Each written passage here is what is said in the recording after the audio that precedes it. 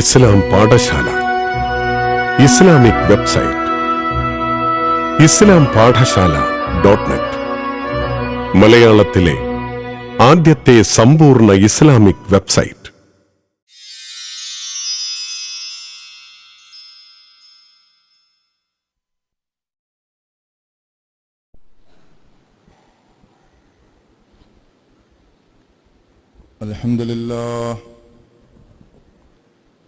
അൽഹംദുലില്ലാഹി റബ്ബിൽ ആലമീൻ.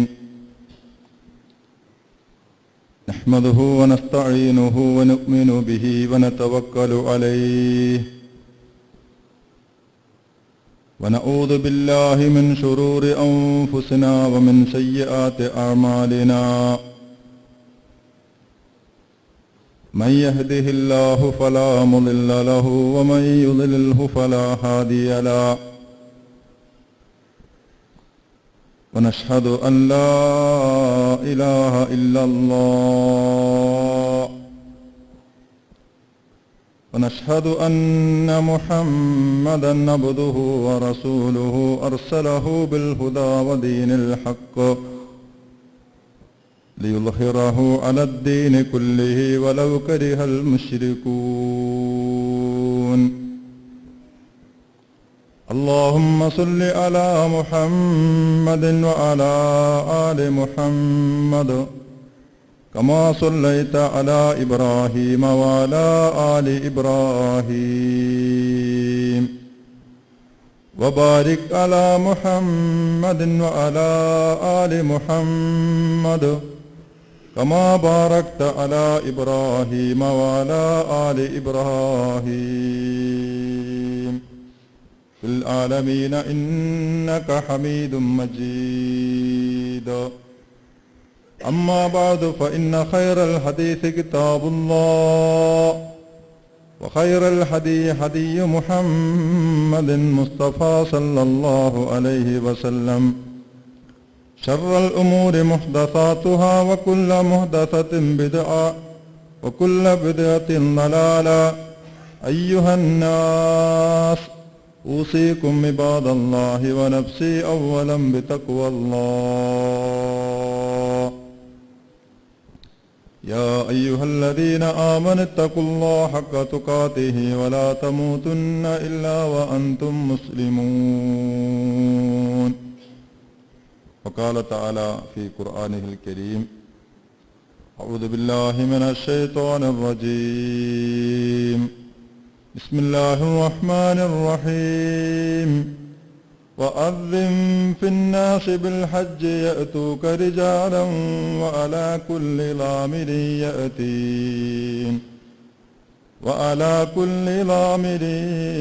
يأتين من كل فج عميق ليشهدوا منافع لهم ويذكروا اسم الله في أيام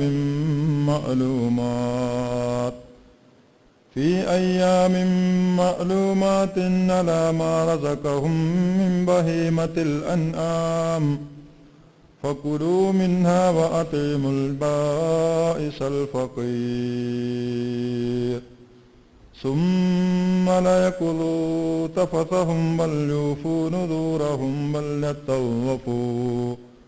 وليطوفوا بالبيت العتيق. صدق الله العلي العظيم. صدق وبلغ رسوله الكريم.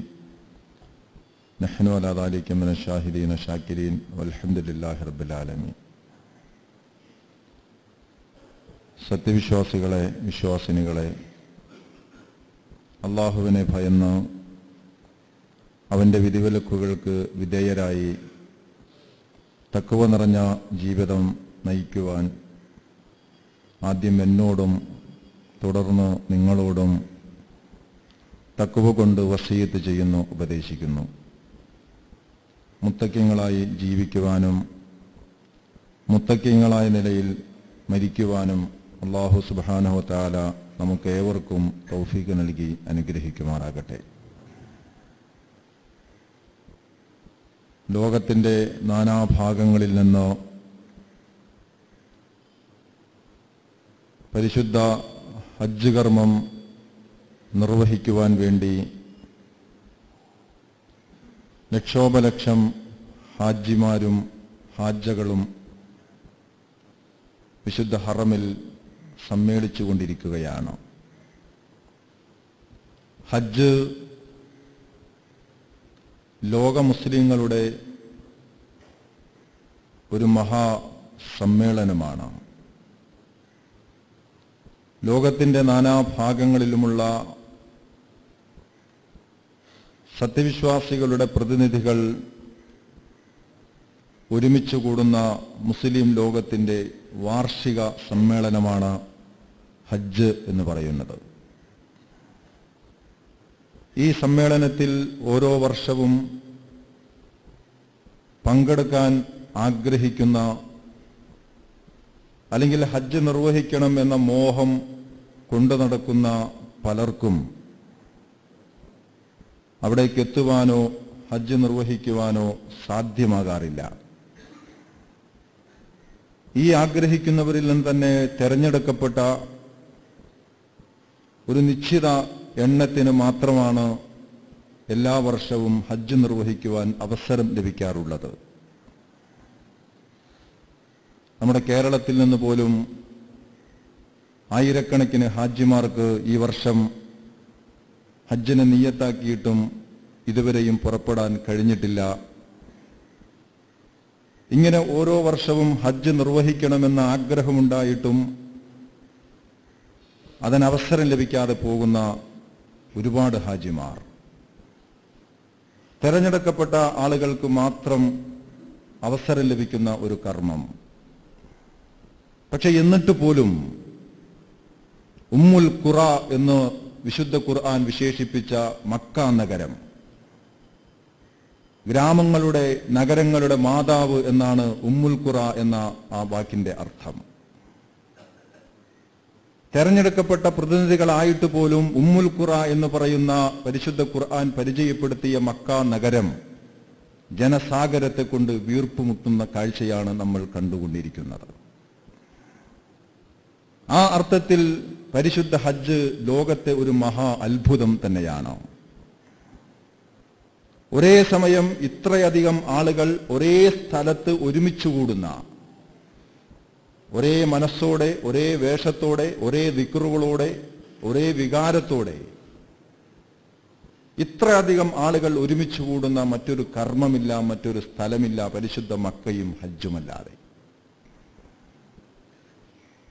ആ അർത്ഥത്തിൽ ഹജ്ജ് മനുഷ്യ സമൂഹത്തിലെ തന്നെ ഒരു വലിയ അത്ഭുതമാണ്.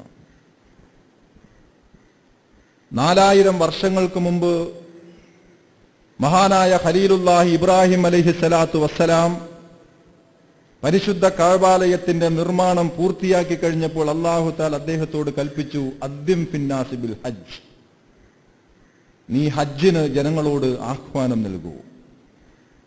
നീ പൂർത്തിയാക്കിയ ഈ വിശുദ്ധ മന്ദിരത്തിലേക്ക്, എന്റെ ഭവനത്തിലേക്ക് തീർത്ഥാടനം നടത്തുവാൻ ഹജ്ജിനു വേണ്ടി ജനങ്ങളോട് വിളംബരം ചെയ്യൂ എന്ന് അല്ലാഹു തആല കൽപ്പിക്കുമ്പോൾ, അന്ന് ഇബ്രാഹിം നബി ഹജ്ജിന് വിളംബരം ചെയ്താൽ അത് കേൾക്കാൻ ആ മണലാരണ്യത്തിൽ ആരും ഉണ്ടായിരുന്നില്ല. അതുകൊണ്ട് തന്നെ ഇബ്രാഹിം അലൈഹിസ്സലാം ചോദിച്ചത്രേ, പടച്ചവനെ, ഈ മണലാരണ്യത്തിൽ നിന്നുകൊണ്ട് ഞാൻ വിളിച്ചാൽ ആരാണ് റബ്ബേ എന്റെ വിളി കേൾക്കാനുള്ളത്? ഈ മക്ക മണലാരണ്യത്തിൽ നിന്നുകൊണ്ട് ഞാൻ വിളംബരം ചെയ്താൽ ആരാണ് റബ്ബേ ഇത് കേട്ടിട്ട് ഇവിടേക്ക് വരാനുള്ളത് എന്ന ഒരു സംശയം ഇബ്രാഹിം അലൈഹിസ്സലാം പ്രകടിപ്പിച്ചത്രേ. അല്ലാഹു തആല പറഞ്ഞു, അലൈക്കൻ നിദാ വ അലൈനൽ ബലാ. അലൈക്കൻ നിദാ, വിളിക്കുക എന്നതാണ് നിന്റെ ഉത്തരവാദിത്തം. നിന്നെ നാം ഏൽപ്പിക്കുന്നത് വിളിക്കുക എന്ന ദൗത്യമാണ്. അലൈക്കൻ നിദാ വ അലൈനൽ ബലാ, നിന്റെ വിളി എത്തിക്കുക എന്നത് നമ്മുടെ ദൗത്യമാണ്. വിളിക്കുക എന്നത് നിന്റെ ദൗത്യമാണ്. ആ വിളി ജനങ്ങളിലേക്ക് എത്തിക്കുക എന്ന ദൗത്യം അത് എന്റേതാണ്, അത് ഞാൻ ഏറ്റെടുത്തിരിക്കുന്നു. അതുകൊണ്ട് നീ അദ്ദിം ഫിന്നാസി ബിൽ ഹജ്ജ്, നീ ജനങ്ങൾക്ക് ഹജ്ജിന് ആഹ്വാനം നൽകൂ. യഅതൂക റിജാലൻ വഅലാ കുല്ലി ലാമിരി യഅതീന മിൻ കുല്ലി ഫജ്ജിൻ അമീഖ്. ആ വിളി കേട്ട് ലോകത്തിന്റെ എല്ലാ കോണുകളിൽ നിന്ന് മിൻ കുല്ലി അമീഖിൻ, ഏതോ ഒരു നാട്ടിലെ ഏറ്റവും ഒരു ചെറിയ കുഗ്രാമത്തിനാണ് അമീഖ് എന്ന് പറയുക. ഓരോരോ രാജ്യത്തെയും ഓരോരോ ചെറിയ ചെറിയ ഗ്രാമങ്ങൾ, മനുഷ്യരുണ്ടോ എന്ന് മറ്റുള്ളവർ സംശയിച്ചു പോകുന്ന കുഗ്രാമങ്ങളിൽ നിന്ന് വരെ, ലോകത്തിന്റെ മുക്കുമൂലകളിൽ നിന്ന്, എല്ലാ ഇടുക്കുകളിൽ നിന്നും ആളുകൾ കാൽനടയായും വാഹനത്തിലേറിയും ഏറ്റവും ശോഷിച്ച ഒട്ടകപ്പുറത്ത് കയറിയിട്ടാണെങ്കിൽ പോലും നീ പണിത് പൂർത്തിയാക്കിയ ഈ വിശുദ്ധ മന്ദിരത്തിൽ അവരെത്തുക തന്നെ ചെയ്യും, നീ ജനങ്ങൾക്ക് വിളംബരം നടത്തുക എന്ന് അല്ലാഹു തആല കൽപ്പിക്കുകയുണ്ടായി. അങ്ങനെ അല്ലാഹുവിന്റെ കൽപ്പന പ്രകാരം ഇബ്രാഹിം അലൈഹിസ്സലാത്തു വസ്സലാം വിശുദ്ധ കഅബാലയത്തിന്റെ നിർമ്മാണം പൂർത്തിയാക്കാൻ വേണ്ടി, പൊക്കം തികക്കാൻ വേണ്ടി ഇസ്മായിൽ എന്ന മകൻ ഉരുട്ടിക്കൊണ്ടുവന്നൊരു കല്ലുണ്ട്, മഖാം ഇബ്രാഹിം എന്ന് ഇന്നും അറിയപ്പെടുന്ന ആ കല്ല്. ആ കല്ലിൽ കയറി നിന്നുകൊണ്ട് ഇബ്രാഹിം അലൈഹിസ്സലാം ഹജ്ജിന് വിളംബരം നടത്തിയപ്പോ ഇബ്രാഹിം അലൈഹിസ്സലാത്തു വസ്സലാമയുടെ ആ വിളി മരുഭൂമിയിലെ കാറ്റ് ഏറ്റെടുത്തു. കാറ്റും കടലും ആ പ്രവാചകന്റെ വിളി ഏറ്റെടുത്തു. ലോകത്തുടനീളം ആ പ്രവാചകന്റെ സന്ദേശം അല്ലാഹു തആല ജനഹൃദയങ്ങളിലൂടെ, അങ്ങനെ പടച്ചതമ്പുരാന്റെ പ്രഖ്യാപനത്തെ സാക്ഷാത്കരിച്ചുകൊണ്ട് ലോകത്തിന്റെ നാനാഭാഗങ്ങളിൽ നിന്ന് ഓരോ വർഷവും ലക്ഷോപലക്ഷം ഹാജിമാരാണ്, ജനസാഗരങ്ങൾ ഒരു മഹാപ്രളയമായി പരിശുദ്ധ ഹജ്ജിന് വേണ്ടി ഈ കഅബയിലേക്ക് ഒഴുകിയെത്തിക്കൊണ്ടിരിക്കുന്നത്. എന്തുകൊണ്ടാണ് ഇത്ര അധികം ആളുകൾ ഓരോ വർഷവും അവസരം ലഭിക്കാതെ അടുത്തതനോ കാത്തിരിക്കുന്ന കുറെ ആളുകൾ മാറ്റി നിർത്തപ്പെട്ടിരിക്കുന്നു? എന്നിട്ടും എന്തുകൊണ്ടാണ് ഇത്ര അധികം ആളുകൾ ഈ വിശുദ്ധ മന്ദിരത്തിലേക്ക് ഇങ്ങനെ ഒഴുകിയെത്തുന്നത് എന്ന് ചോദിച്ചാൽ, അള്ളാഹു പറഞ്ഞല്ലോ അലൈനൽ ബലാ, ആ വിളി എത്തിക്കുക എന്ന ദൗത്യം ഞാൻ ഏറ്റെടുത്തിരിക്കുന്നു എന്ന അള്ളാഹുവിന്റെ ഈ ഒരു പ്രഖ്യാപനമാണ്. ആ വിളി ജനങ്ങളുടെ ഹൃദയത്തിലേക്ക് എത്തിക്കുന്നത് പടച്ചതമ്പുരാനാണ്. അള്ളാഹു എത്തിക്കുകയാണ് ഒരു ഉൾവിളിയായി.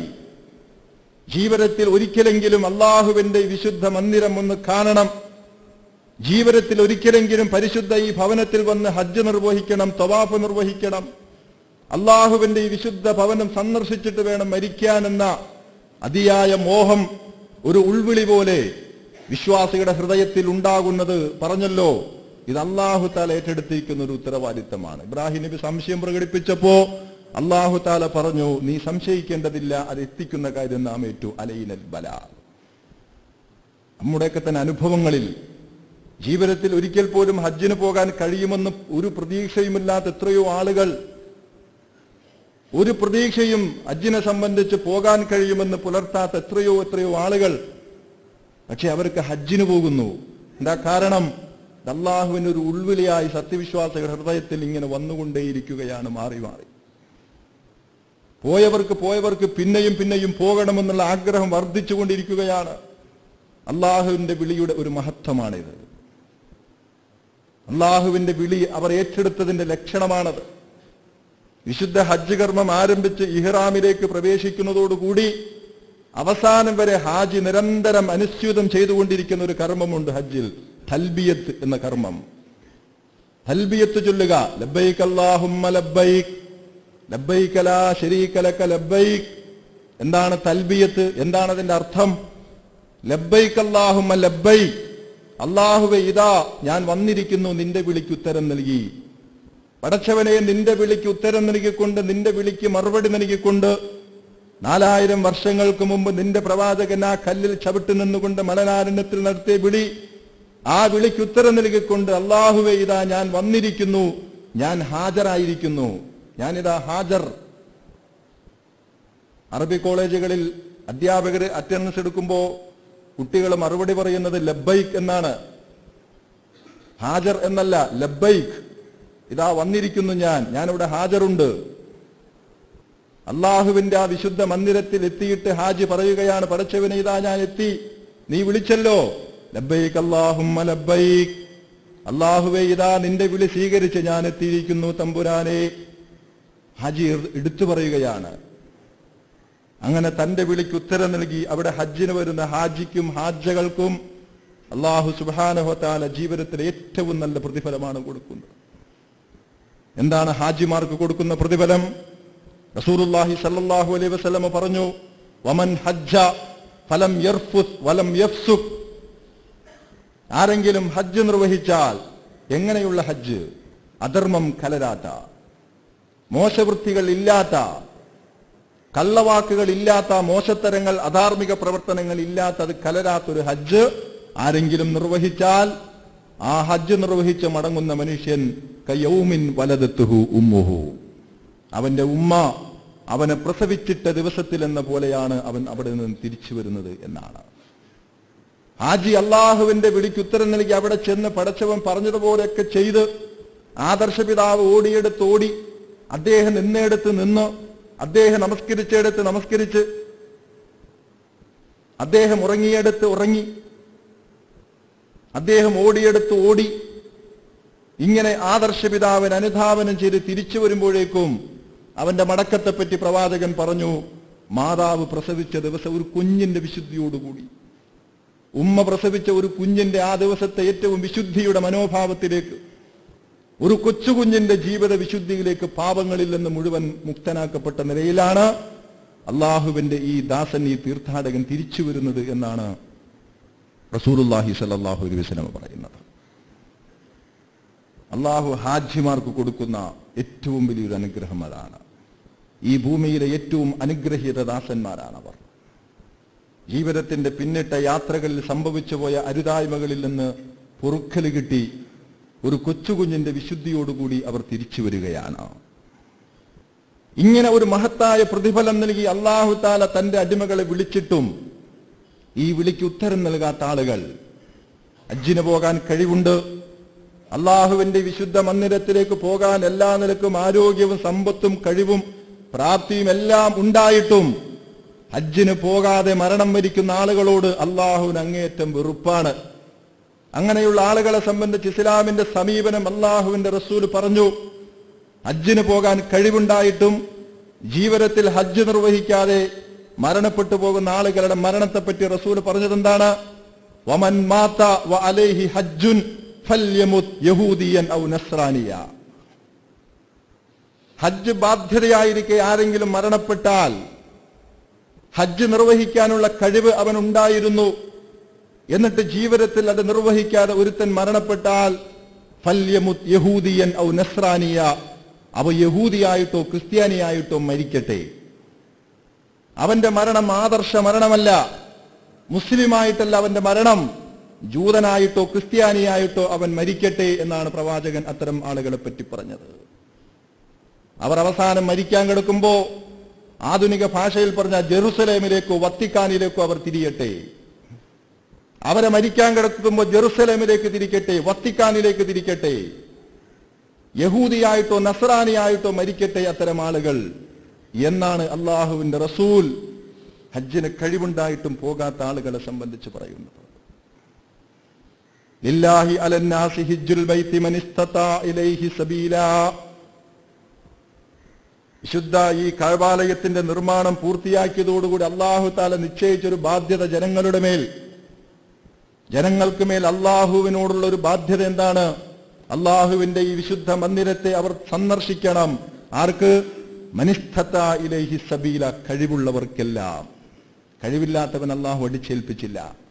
അവിടേക്ക് എത്തിച്ചേരാൻ കഴിവുള്ള, ആരോഗ്യമുള്ള, സമ്പത്തുള്ള, അതിന് പ്രാപ്തിയുള്ള മുഴുവൻ ആളുകളും അവിടെ എത്തിച്ചേരണം. എന്നിട്ട് അള്ളാഹു പറഞ്ഞത് എന്താണ്? വമൻ കഫറ ഫഇന്നല്ലാഹ ഗനിയ്യുൻ അനിൽ ആലമീൻ. അള്ളാഹു തആല കഴിവ് കൊടുത്തു, സമ്പത്ത് കൊടുത്തു, ആരോഗ്യം കൊടുത്തു, എന്നിട്ടും ഈ വിളിക്കുത്തരം നൽകാൻ ആരെങ്കിലും നന്ദികേട് കാണിച്ചാൽ ഫമൻ കഫറ ഫഇന്നല്ലാഹ ഗനിയ്യുൻ അനിൽ ആലമീൻ. അറിയണം, ഇവര് വരാതിരുന്നത് കൊണ്ട് അള്ളാഹുവിനൊരു പ്രയാസവും ഇല്ല. അള്ളാഹു ലോകരെ തൊട്ട് നിരാശ്രയരാണ്. ഇവര് വന്ന് അവിടെ തവാഫ് ചെയ്തത് കൊണ്ടല്ല അള്ളാഹു അള്ളാഹുവായിട്ട് നിലനിൽക്കുന്നത്. ആരെങ്കിലും നന്ദികേട് കാണിച്ചാൽ അള്ളാഹു, നിങ്ങൾ അറിയണം, ലോകരെ തൊട്ട് അള്ളാഹു നിരാശ്രയരാണ്. അള്ളാഹുവിന് ഒരു പോറലും അതുകൊണ്ട് ഇവർ ഏൽപ്പിക്കാൻ പോകുന്നില്ല. ഹജ്ജിന് വരുന്നവർക്ക് ഗുണം അവർക്ക് തന്നെയാണ്. അവരുടെ ജീവിതത്തിലെ അമൂല്യമായ ഒരു അവസരമാണ് അവർക്ക് അല്ലാഹു തആല അതിലൂടെ കൊടുക്കുന്നത്. ലോകത്തൊരടിമക്കും അല്ലാഹു തആല കൊടുക്കാത്ത ഒരു ഭാഗ്യമാണ് ഈ ഹറമിൽ എത്തിച്ചേരുന്ന ഹാജിമാർക്ക് അല്ലാഹു തആല കൊടുക്കുന്നത്. അതുകൊണ്ട് വരാത്ത ആളുകൾക്ക് നഷ്ടം അവർക്ക് തന്നെ എന്നാണ് ഖുർആൻ പറയുന്നത്. അതുകൊണ്ട് ഞാൻ എൻ്റെ മുന്നിലിരിക്കുന്ന ഹജ്ജിന് പോകാൻ നിലവിൽ കഴിവും സാമ്പത്തിക ശേഷിയും ആരോഗ്യവുമുള്ള മുഴുവൻ സഹോദരങ്ങളോടും, ഇനിയും നിങ്ങൾ പോയിട്ടില്ല എങ്കിൽ നമ്മൾ മാറ്റിവെച്ചിരിക്കുകയാണ്. അടുത്ത ഹജ്ജ് വരെ ആയുസ്സുണ്ട് എന്ന് എന്തുറപ്പിലാണ് നിങ്ങൾ ഈ ജീവിക്കുന്നത്? എന്തുറപ്പിലാണ് നിങ്ങൾ അടുത്ത ഒരു കൊല്ലമാവട്ടെ അല്ലെങ്കിൽ 10 കൊല്ലവും കൂടി കഴിയട്ടെ, അടുത്ത ഒരു കൊല്ലത്തിന് മുമ്പെങ്ങാനും നിങ്ങൾ മരണപ്പെട്ടാൽ നിങ്ങളുടെ മരണത്തെപ്പറ്റിയല്ല അള്ളാഹുവിന്റെ റസൂല് പറഞ്ഞത്. അതുകൊണ്ട് വളരെ ഗൗരവത്തോടുകൂടി ശേഷിയുള്ള സഹോദരങ്ങൾ ഹജ്ജിന്റെ കാര്യത്തിൽ അവർ അത് നീട്ടിവെക്കരുത്. അള്ളാഹു വെച്ചു നീട്ടുന്ന അമൂല്യമായ ആ ഭാഗ്യം നേടിയെടുക്കുന്ന അതിന്റെ ഒന്നാമത്തെ അവസരത്തിൽ തന്നെ ഹജ്ജ് നിർവഹിക്കാൻ നിങ്ങൾ മുന്നോട്ട് വരണം എന്ന് ഞാൻ പ്രത്യേകം ഉണർത്തുകയാണ്. പരിശുദ്ധ ഹജ്ജ് അല്ലാഹു തആല ഈ സമുദായത്തിന് നിശ്ചയിച്ചത് ഒരുപാട് ലക്ഷ്യങ്ങളോടുകൂടിയാണ്. ഇസ്ലാമിലെ ഓരോ ആരാധനക്കും അതിൻ്റെതായ ചില മൗലികമായ ലക്ഷ്യങ്ങളുണ്ട്, ഉദ്ദേശങ്ങളുണ്ട്. ഒരുപാട് ഉദ്ദേശ ലക്ഷ്യങ്ങളോടുകൂടി അല്ലാഹു തആല ഈ സമുദായത്തിന് നിശ്ചയിച്ച ഒരു കർമ്മമാണ് ഹജ്ജ്. ഹജ്ജ് എന്ന വാക്കിന് മടക്കം എന്നുകൂടി അർത്ഥമുണ്ട്. അള്ളാഹുവിലേക്കുള്ള തിരിച്ചുപോക്ക്. ഹജ്ജ് നൽകുന്ന ഏറ്റവും വലിയ സന്ദേശം വിശുദ്ധിയുടെ സന്ദേശമാണ്. ശാരീരികമായി, സാമ്പത്തികമായി, മാനസികമായി, സ്വഭാവം കൊണ്ട്, സാമൂഹ്യ ജീവിതത്തിന്റെ തലത്തിൽ എല്ലാ നിലക്കും വിശ്വാസിയെ കഴുകിയെടുക്കുന്ന, അവനെ ശുദ്ധീകരിക്കുന്ന ഒരു കർമ്മമാണ് ഹജ്ജ് എന്ന് പറയുന്നത്. ഹജ്ജ് നൽകുന്ന ഒരുപാട് പാഠങ്ങൾ. ഹജ്ജിന്റെ ഒരു പ്രധാനപ്പെട്ട പാഠം സാമ്പത്തിക വിശുദ്ധിയുടെ പാഠമാണ്. ഹറാമ് തിന്നരുത് എന്ന പാഠമാണ് ഹജ്ജ് സത്യവിശ്വാസിക്ക് കൊടുക്കുന്ന ഏറ്റവും പ്രധാനപ്പെട്ട ഒരു പാഠം. സാമ്പത്തിക വിശുദ്ധിയുടെ പാഠം. ഹജ്ജിനെ നമ്മൾ പഠിക്കണം, കഅബയെ നമ്മൾ പഠിക്കണം. ഹജ്ജിനൊരു ചരിത്രമുണ്ട്, കഅബയ്ക്കൊരു ചരിത്രമുണ്ട്. കഅബയുടെ ഏറ്റവും പവിത്രമായ ചരിത്രം സാമ്പത്തിക വിശുദ്ധിയുടെ ചരിത്രമാണ്. നിങ്ങൾ അറിയണം, ഒരു ഘട്ടത്തിൽ നല്ല ധനം ഉപയോഗിച്ച് കഅബയുടെ മുഴുവൻ പണിയും തീർക്കാൻ കഴിയാതെ വന്നപ്പോ ഇബ്രാഹിം അലൈഹിസ്സലാമിക്ക് ശേഷം നൂറ്റാണ്ടുകളെ പിന്നിട്ടപ്പോ റസൂലുള്ളാഹി സ്വല്ലല്ലാഹു അലൈഹി വസല്ലമക്ക് 35 വയസ്സുള്ള സന്ദർഭത്തിൽ ഖുറൈശികൾ കഅബ പുനർനിർമ്മിച്ചു. കഅബയുടെ ഭിത്തികളാകെ തകർന്നു പോയ ഒരു സന്ദർഭത്തിൽ അന്ന് കഅബയുടെ നിർമ്മാണം പൂർത്തിയാക്കാൻ വേണ്ടി നല്ല മാർഗത്തിലൂടെ ലഭിച്ച ധനം ഇല്ലാതെ വന്നപ്പോ അവിശുദ്ധമായ മാർഗത്തിലൂടെ ഉണ്ടാക്കിയ പണം ഉപയോഗിച്ച് കഅബ പൂർത്തിയാക്കേണ്ടതില്ല എന്ന് അവർ തീരുമാനിച്ചതിന്റെ അടിസ്ഥാനത്തിൽ ഇബ്രാഹിം നബി പണിത ആ ഭാഗം മുഴുവൻ പണിയാതെയാണ് അന്ന് കഅബയുടെ നിർമ്മാണം പൂർത്തിയായത്. നല്ല ധനമില്ലാത്തതിന്റെ പേരിൽ അള്ളാഹുവിന്റെ കഅബാലയത്തിന്റെ നിർമ്മാണം പൂർത്തിയായില്ല. ഇന്ന് നമ്മൾ കാണുന്ന കഅബ ഇബ്രാഹിം നബി പണിത പൂർണ്ണതയിലുള്ള കഅബയല്ല. എന്താണ് ഈ അപൂർണതയ്ക്ക് കാരണം? നല്ല ധനം അത് പൂർത്തിയാക്കാൻ ലഭിച്ചില്ല. ലോകത്ത് അള്ളാഹുവിന്റെ ഒരു ഭവനത്തിന്റെ പ്രത്യേകതയാണ്. അതിൽ എടുത്തുവെച്ച അവസാനത്തെ കല്ല് വരെയും നല്ല ധനം കൊണ്ടുള്ള കല്ലായിരിക്കണം. ഹജ്ജിന് പോയിട്ടുള്ള ആളുകൾക്ക് അറിയാം, അല്ലെങ്കിൽ ഹജ്ജിന്റെ ചിത്രം കാണുന്നവർക്കറിയാം, വിശുദ്ധ കഅബാലയത്തോട് ചേർന്ന് കഅബാലയത്തിന്റെ വടക്ക് ഭാഗത്ത് ഹിജ്റ ഇസ്മായിൽ എന്ന് പറയുന്ന ഒരു അരഭിത്തിയുണ്ട്. കഅബാലയത്തിന്റെ ഭിത്തിയിൽ നിന്ന് അല്പം തെന്നി ഒരു അർദ്ധവൃത്താകൃതിയിൽ ഒരു അരഭിത്തി കാണാം. ഹജറുൽ അസ്വദ് കഴിഞ്ഞങ്ങട്ട് ചെല്ലുമ്പോ ഹിജ്റ ഇസ്മായിൽ എന്നാണ് ആ അരഭിത്തിയുടെ പേര്. ഹിജ്റ ഇസ്മായിൽ എന്ന് പറഞ്ഞാൽ ഇസ്മായിലിന്റെ മടിത്തട്ട് എന്നാണ്. തന്റെ പൊന്നോമന മകനെ ഹാജറ അലൈഹിസ്സലാം, ഹാജറാ ബീവി തന്റെ പൊന്നോമന മകനെ കരഞ്ഞപ്പോൾ തന്റെ മടിയിൽ കിടത്തി അവനെ ലാളിച്ചത് ഈ ഹിജ്റ ഇസ്മായിൽ എന്ന് പറയുന്ന ആ അരഭിത്തി നിൽക്കുന്ന സ്ഥലത്താണ് എന്നാണ്. ഹാജറാ ബീവി തന്റെ മടിത്തട്ടിൽ ഇസ്മായിൽ എന്ന തന്റെ കുഞ്ഞിനെ എടുത്തു വെച്ച് ലാളിച്ച ആ ഒരു സ്ഥലമാണത്. ഈ ഹിജ്റ ഇസ്മായിൽ കഅബയുടെ ഭാഗമാണ്. പക്ഷെ നമ്മൾ പെട്ടെന്ന് ഹജ്ജിന് പോകുന്ന ആളുകൾക്ക് വരെ ഈ അരഭിത്തി കാണുമ്പോൾ ഇത് കഅബയുടെ ഭാഗമല്ല എന്ന് തോന്നിപ്പോകും. കാരണം കഅബയുടെ 4 ചുമരുകൾ കടന്ന് ഒരു ചെറിയ വിടവ് കഴിഞ്ഞിട്ടാണ് ഈ ഹിജ്ർ ഇസ്മായിൽ നിലകൊള്ളുന്നത്. കാഴ്ചയിൽ കഅബയുടെ ഭാഗമല്ല എന്ന് തോന്നിപ്പോകുന്ന ഹിജ്ർ ഇസ്മായിൽ, പക്ഷേ ഹിജ്ർ ഇസ്മായിൽ കഅബയുടെ ഭാഗമാണ്.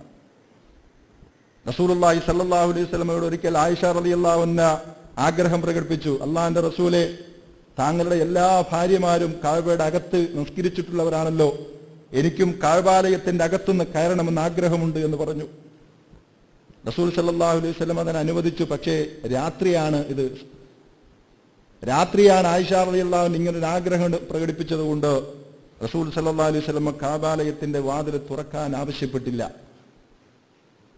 എന്നിട്ട് ആയിഷ ബീവിയോട് റസൂൽ പറഞ്ഞു, ആയിഷ, നീ ഹിജ്റിൽ നമസ്കരിച്ചോളൂ, ഹിജ്ർ ഇസ്മായിലിൽ നമസ്കരിച്ചോളൂ, അത് കഅബാലയത്തിന്റെ ഭാഗം തന്നെയാണ് എന്ന് പറഞ്ഞു.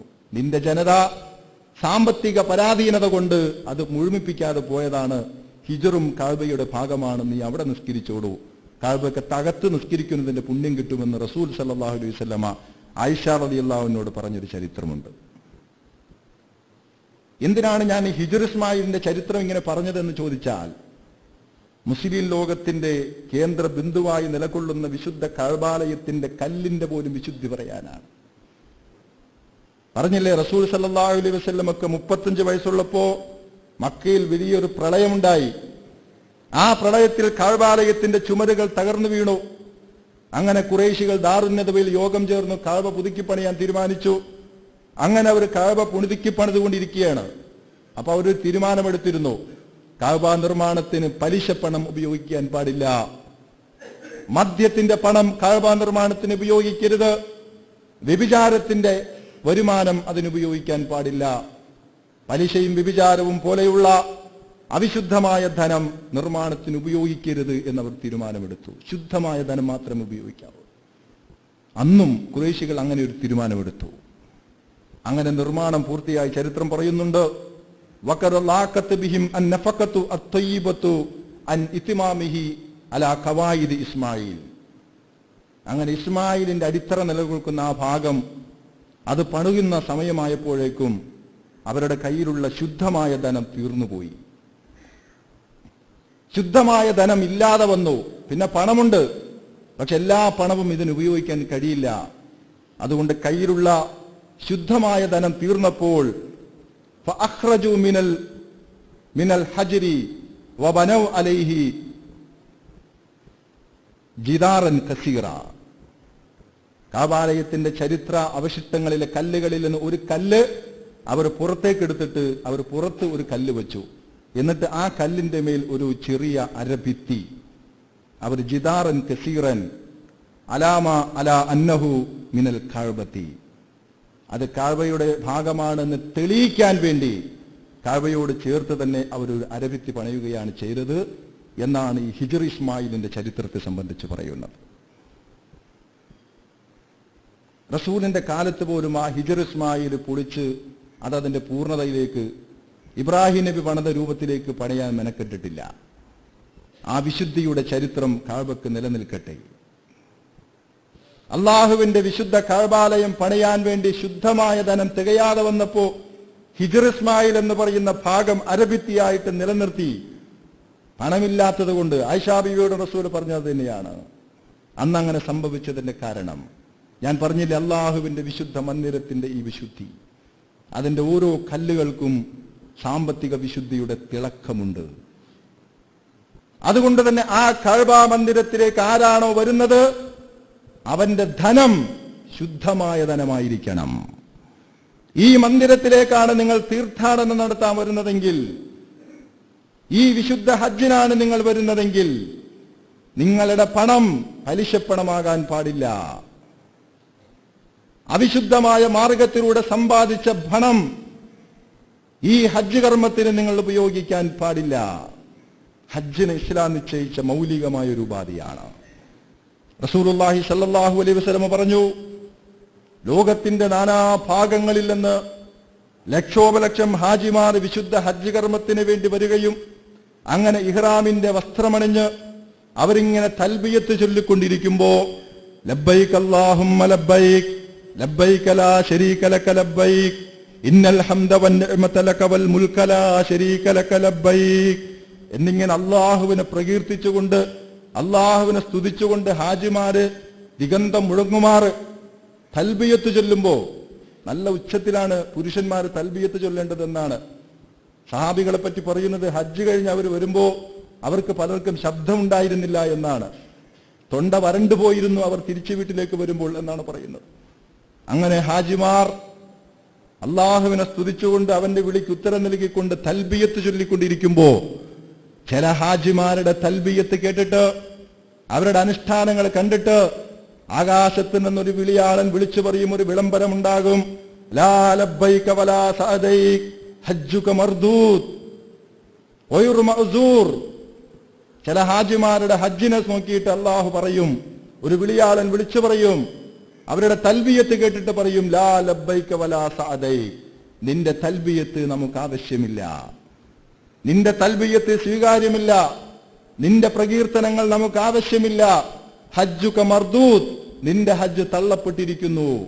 എടോ ഹാജിയെ, നിന്നോടാരാണ് ഇവിടെ വന്ന് ഹജ്ജ് നിർവഹിക്കാൻ പറഞ്ഞത്?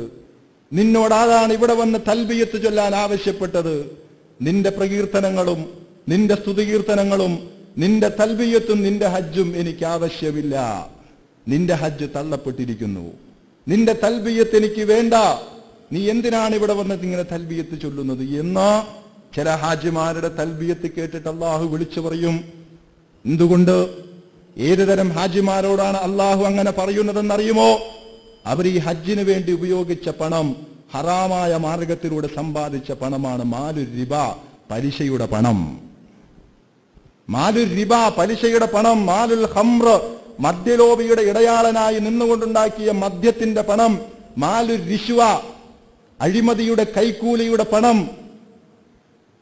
വ്യഭിചാരത്തിന്റെ ദല്ലാളായി ഉണ്ടാക്കിയ മാലു സിന, അങ്ങനെയുള്ള ധനം.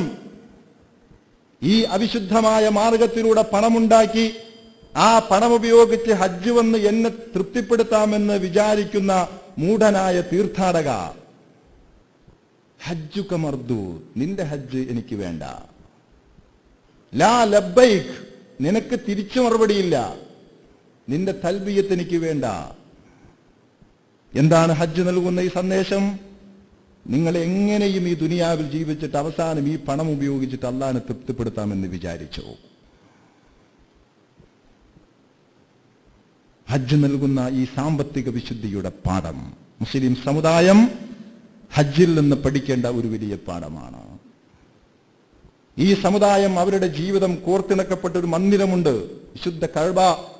ഒരു ദിവസം 5 നേരം അവന്റെ മുഖം തിരിക്കുന്നത് അതിന്റെ നേരെയാണ്.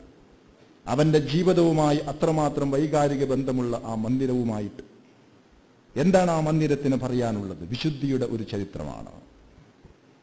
ആ വിശുദ്ധി നിങ്ങളുടെ സമ്പത്തിൽ ഉണ്ടായിരിക്കണം. ഹറാമ് നിങ്ങൾ തിന്നരുത് എന്ന പാഠം.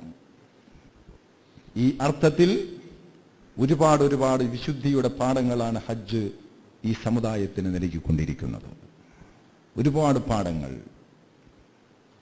അതുകൊണ്ട് ഹജ്ജിന്റെ ഈ ആത്മാവ് ഉൾക്കൊണ്ടുകൊണ്ട് ഹജ്ജിന് പോകുന്നവരും പോകാത്തവരും ഹജ്ജ് ലോക മുസ്ലിം ഉമ്മത്തിനോട് പറയുന്ന കുറെ പാഠങ്ങൾ, അത് ഉൾക്കൊള്ളുവാൻ മുസ്ലിം സമുദായത്തിന് സാധ്യമാകേണ്ടതുണ്ട്. അള്ളാഹുവിന്റെ പൊരുത്തം കാക്ഷിച്ചുകൊണ്ടാണ് ജീവിതത്തിൽ എല്ലാ കാര്യങ്ങളും സത്യവിശ്വാസികൾ ചെയ്യേണ്ടത്. താൻ പൊരുമയും അല്ലെങ്കിൽ പ്രകടനവാഞ്ചയും എല്ലാ കർമ്മങ്ങളിലും ഒഴിവാക്കണം എന്ന പോലെ ഹജ്ജിലും അത് ഒഴിവാക്കപ്പെടേണ്ടത് തന്നെയാണ്. മാനുഷികമായ ബന്ധങ്ങൾ പുതുക്കണമെന്നാണ് ഹജ്ജ് നമ്മോട് ആവശ്യപ്പെടുന്നത്. അള്ളാഹുവിനോടുള്ള കടപ്പാടുകൾ അവിടെ ചെന്നാൽ തീരും. പക്ഷെ പടപ്പുകളോടുള്ള കടപ്പാട്, അവരോട് അനീതി കാണിച്ചിട്ടുള്ളത്, അവരുടെ അവകാശങ്ങൾ നിഷേധിച്ചിട്ടുണ്ടെങ്കിൽ അത് അവരോട് തന്നെ പോയി തീർക്കേണ്ട കാര്യങ്ങളാണ്. അതുകൊണ്ടാണല്ലോ ഹജ്ജിന് പോകുന്ന ആളുകൾ നാട്ടിൽ നിന്ന് പുറപ്പെടുന്നതിന് മുമ്പ് തങ്ങളിൽ നിന്ന് ആർക്കൊക്കെ വേദനയുണ്ടായോ, നഷ്ടമുണ്ടായോ, അനീതിയുണ്ടായോ അവരോടെല്ലാം പോയി പൊരുത്തപ്പിടിച്ചു പോകണം എന്ന് പറയുന്നത്. ഹജ്ജിന്റെ ഒരു വലിയ മാനവികമായ ഒരുപാട് തലങ്ങളിലേക്ക് ഹജ്ജ് വിശ്വാസിയെ ഉയർത്തുകയാണ്. നിങ്ങൾ നോക്കൂ, ഹജ്ജിനെ പറ്റി ഖുർആൻ നടത്തിയൊരു പ്രയോഗമുണ്ട്, അൽ ഹജ്ജു അഷ്ഹുറും മഅലൂമാത്ത്. ഹജ്ജ് എണ്ണപ്പെട്ട കുറെ മാസങ്ങളാണ് എന്നാണ്. സത്യത്തിൽ ഹജ്ജ് എന്ന് പറയുന്നത് ദുൽഹജ്ജ് 8 ആരംഭിക്കുന്ന 3-4 ദിവസം നീണ്ടു നിൽക്കുന്ന ഒരു ചടങ്ങാണ്. ദുൽഹജ്ജ് 10 ഇഹ്റാമിൽ നിന്ന് ഒഴിവാകാൻ തുടങ്ങുന്ന ഏതാനും ദിവസങ്ങൾ മാത്രമുള്ള ഹജ്ജ് എന്ന് പറഞ്ഞാൽ ഹജ്ജിന്റെ ചടങ്ങ് ദുൽഹജ്ജ് 8 തുടങ്ങുള്ളൂ. പക്ഷെ എന്നിട്ട് ഹജ്ജിനെ പറ്റി ഖുർആൻ പറഞ്ഞത് അൽ ഹജ്ജു അഷ്ഹുറും മാലൂമാത്, എണ്ണപ്പെട്ട കുറെ മാസങ്ങളാണ് ഹജ്ജ് എന്നാണ്. ഞാനൊരു വിദ്യാർത്ഥിയായിരിക്കുന്ന കാലഘട്ടത്തിൽ പോലും ഖുർആന്റെ ഈ പ്രയോഗത്തെ പറ്റി എന്താണ് ഇങ്ങനെ അള്ളാഹ് പറയുന്നതെന്ന് നോക്കിയിട്ട്, പക്ഷെ ഒരുപാട് മുഫസ്സിറുകൾ ഈ പ്രയോഗത്തെ വിശദീകരിച്ച ആ വിശദീകരണം നമ്മൾ കേൾക്കണം. അതായത് ഹജ്ജിന് ഒരു ഹാജി നീയത്താക്കുന്നതോടുകൂടി ഹജ്ജിന് വേണ്ടിയുള്ള മാനസികമായ ഒരുക്കം അതൊരു ദിവസത്തിൻ്റെതല്ല. ഹജ്ജിന് വേണ്ടി ഹാജി ഒരുങ്ങുന്നത് ദുൽഹജ്ജ് 8-നല്ല, മാസങ്ങളുടെ ഒരുക്കം അവൻ നടത്തും. പിണങ്ങിയവരോട് പിണക്കം തീർക്കും, കുടുംബ ബന്ധങ്ങൾ വീണ്ടും കോർത്തിണക്കും, സഹോദരങ്ങളുമായുള്ള ബന്ധം പുതുക്കും. ഇങ്ങനെ ഹജ്ജിന് വേണ്ടി വിശ്വാസി സ്വഭാവപരമായി ഉയരുവാൻ വേണ്ടി നേരത്തെ നടത്തുന്ന ഈ പ്രയത്നം, ഈ നേരത്തെയുള്ള ഒരുക്കത്തെ മുൻനിർത്തിക്കൊണ്ടാണ് മാസങ്ങൾക്ക് മുമ്പേ തുടങ്ങുന്ന ഈ പ്രയത്നം. അൽ ഹജ്ജു അഷ്ഹുറും മാലൂമാത്. ഹജ്ജ് ഈ തലത്തിലേക്ക് കുറെ മാനവികമായ മൂല്യങ്ങളിലേക്ക് നമ്മെ ഉയർത്താൻ ഉദ്ദേശിക്കുകയാണ്. അതിന്റെ ആത്മാവോടുകൂടി ഏറ്റെടുക്കാൻ നമുക്ക് കഴിയണം.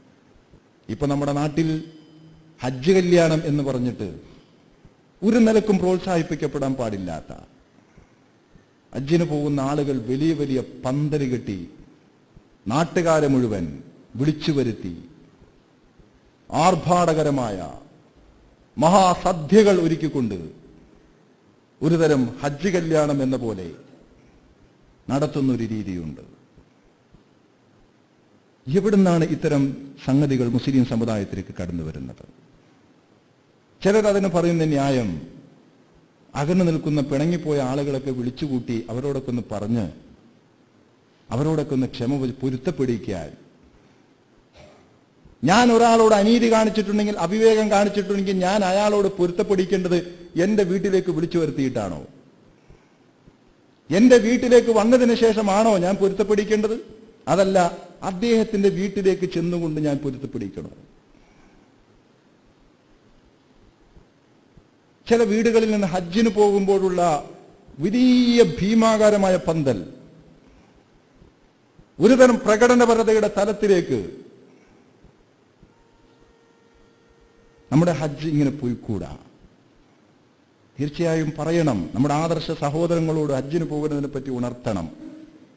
നമ്മൾ പിണങ്ങിയിട്ടുണ്ടെങ്കിൽ അവരോടൊക്കെ പൊരുത്തപ്പിടിച്ച് തന്നെ പോകണം.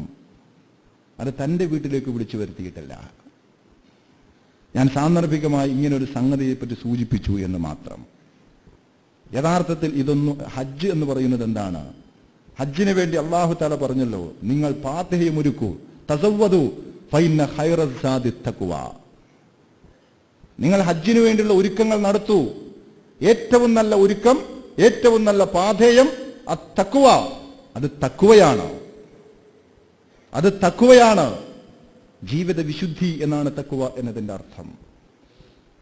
അതുകൊണ്ട് ഹജ്ജിന്റെ ആത്മാവ് ഉൾക്കൊണ്ട് ജീവിതത്തിലുടനീളം മുസ്ലിം ഉമ്മത്ത് അതിന്റെ സന്ദേശങ്ങൾ ഉൾക്കൊണ്ട് ജീവിക്കാൻ കഴിയണം. ഹറാമിൽ നിന്ന് മുക്തമായ ഒരു ജീവിതം. സാമ്പത്തിക രംഗത്തെ വിശുദ്ധിയുടെ പാഠമാണ് ഇതിൽ നിന്ന് ഇബ്രാഹിം അലൈഹിസ്സലാമയുടെ ജീവിതത്തിൽ നിന്നും കഅബയുടെ ചരിത്രത്തിൽ നിന്നും നമ്മൾ പഠിക്കേണ്ടത്. അല്ലാഹു സുബ്ഹാനഹു വ തആല അവന്റെ നിയമ പരിധികളെ പാലിച്ച് ജീവിക്കുന്ന മുത്തഖീങ്ങളായ ദാസന്മാരുടെ കൂട്ടത്തിൽ നമ്മെ എവരെയും അവൻ ഉൾപ്പെടുത്തി അനുഗ്രഹിക്കുമാറാകട്ടെ.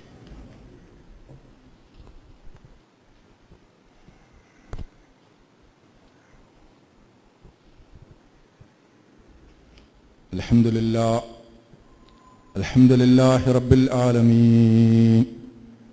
നഹ്മദുഹു വനസ്തഈനുഹു വനുഅ്മിനു ബിഹി വനതവക്കലു അലൈഹി. أعوذ بالله من شرور أنفسنا ومن سيئات أعمالنا. من يهده الله فلا مضل له ومن يضلله فلا هادي له. نشهد أن لا إله إلا الله ونشهد أن محمدا عبده ورسوله أرسله بالهدى ودين الحق ليظهره على الدين كله ولو كره المشركون. اللهم صل على محمد وعلى آل محمد وبارك على محمد وعلى آل محمد كما صليت وباركت على إبراهيم وعلى آل إبراهيم في العالمين إنك حميد مجيد. أيها الناس أوصيكم عباد الله ثانيا بتقوى الله. يا أيها الذين آمنوا اتقوا الله حق تقاته ولا تموتن إلا وأنتم مسلمون. സത്യവിശ്വാസികളെ, വിശ്വാസിനികളെ, അള്ളാഹുവിനെ ഭയന്ന അവൻ്റെ വിധിവിലക്കുകൾക്ക് വിധേയരായി മുത്തക്കിങ്ങളായി ജീവിക്കുവാൻ ഒരിക്കൽ കൂടി എന്നോടും നിങ്ങളോടും വസിയത്ത് ഉപദേശിക്കുന്നു.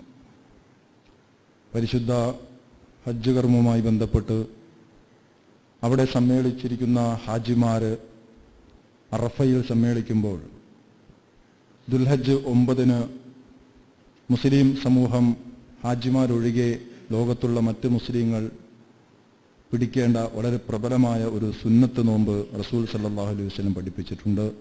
അറഫ നോമ്പ് എന്നാണ് അതിൻ്റെ പേര്. സൗമു യൗമി അറഫ, അറഫ ദിവസത്തിൻ്റെ നോമ്പ് എന്നാണ് ഹദീസിൽ ഈ നോമ്പിനെ സംബന്ധിച്ച് വന്നിട്ടുള്ളത്. അറഫയുടെ നോമ്പ്, യൗമി അറഫ, സൗമു യൗമി അറഫ. ഈ നോമ്പിന് വളരെ ശ്രേഷ്ഠതയുണ്ട്. റസൂൽ സല്ലല്ലാഹു അലൈഹി വസല്ലമ ജീവിതത്തിലുടനീളം അറഫ നോമ്പ് പഠിക്കുകയും അനുഷ്ഠിക്കുകയും ചെയ്തിട്ടുണ്ട്. സൗമു യൗമി അറഫ യുകഫിറു മാ ബൈന സനതൈനി അൽ മാദിയ വൽ ഖാദിമ. വരാനിരിക്കുന്നതും കഴിഞ്ഞതുപോയതുമായ ഒരു 2 ഇടവേളയിൽ വിശ്വാസിയുടെ പല പാപങ്ങളും അല്ലാഹു തആല പുറത്തു കൊടുക്കും ഈ നോമ്പിലൂടെ എന്നാണ് റസൂൽ സല്ലല്ലാഹു അലൈഹി വസല്ലമ ഈ നോമ്പിനെ സംബന്ധിച്ച് പറഞ്ഞിട്ടുള്ളത്. അതുകൊണ്ട് അറഫ നോമ്പ് അനുഷ്ഠിക്കണമെന്ന് എല്ലാവരും കഴിവുള്ളവർ ആ നോമ്പ് പിടിക്കണമെന്ന് പ്രത്യേകമായി സന്ദർഭത്തിൽ ഉണർത്തുകയാണ്.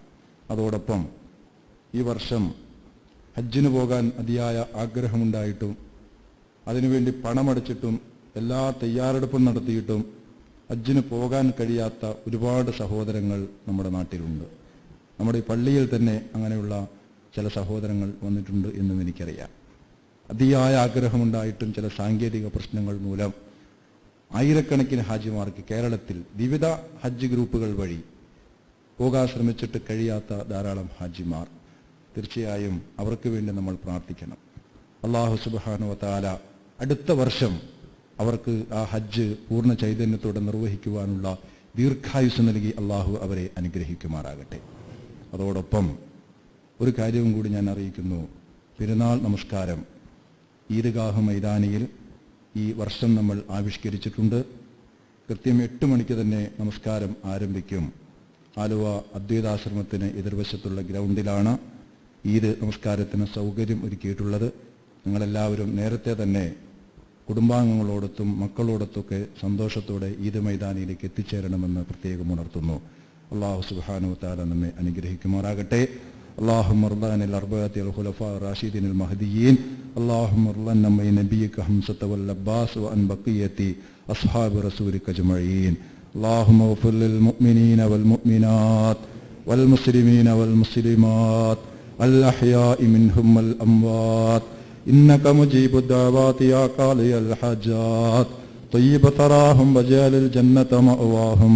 ربنا تقبل منا إنك أنت السميع العليم وتب علينا إنك أنت التواب الرحيم. واغفر لنا يا غافر المذنبين وارحمنا بأنواع رحمتك يا أرحم الراحمين. اللهم أجرنا من النار، اللهم أجرنا من النار. اللهم لا تشف خلقنا بالنار ولا تجعلنا من حطب النار وادخلنا الجنة يا رب العالمين. اللهم اشف أمراضنا يا شافي الأمراض واشف أمراضنا وأمراض والدينا يا رب العالمين. ربنا اغفر لنا ولإخواننا الذين سبقونا بالإيمان ولا تجعل في قلوبنا غلا للذين آمنوا ربنا إنك رؤوف رحيم.